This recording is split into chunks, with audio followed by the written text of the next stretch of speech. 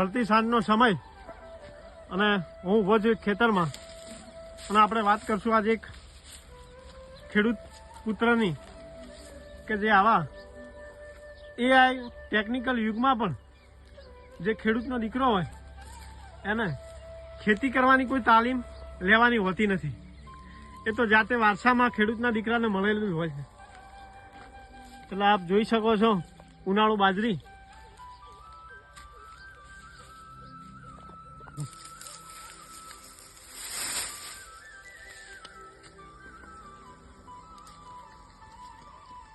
આપણે જોઈ શકીએ છીએ અહીંયા સારી સારી નસલની ગાયો પણ છે અને ભેંસો પણ છે.